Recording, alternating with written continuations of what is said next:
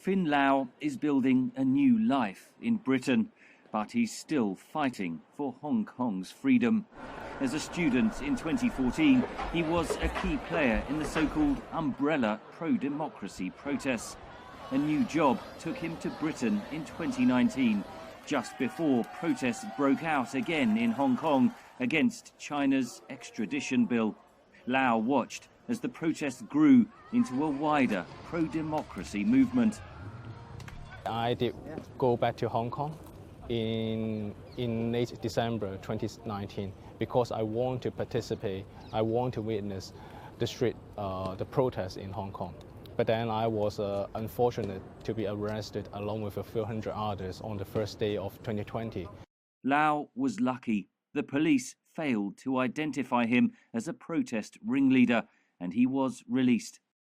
So I just immediately fly back to the UK 1 or 2 days later after the arrest. And on the plane, the feeling was surreal, I would say, because at that time I know that this may be the last time that I could step on the soil of Hong Kong. A few months after arriving safely back in Britain, Lau was attacked on the street. So back in April 2020, there was a rumor that there has been a £10,000 bounty on my life, on my head. And then 2 months later, when I was walking in a normally safe neighborhood, I was suddenly ambushed or attacked by unknown street gangs. They didn't take away any of my personal belongings, they didn't say a word. British police failed to identify his assailants. In June, Beijing imposed a national security law on Hong Kong.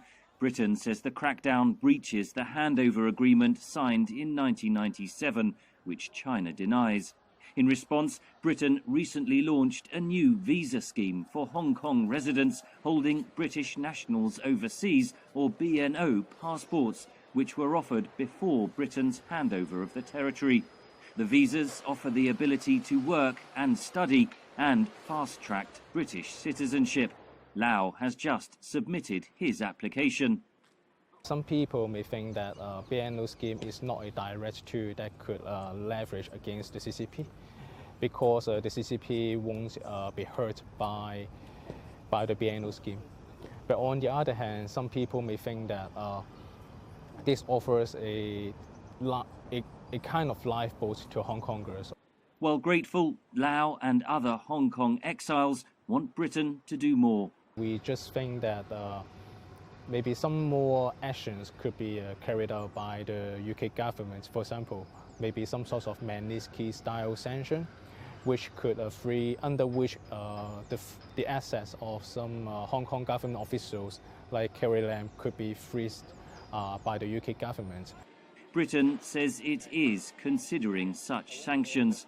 Meanwhile, Lau and other exiles continue fighting for Hong Kong's freedom, helped by the lifeline offered by a British BNO visa.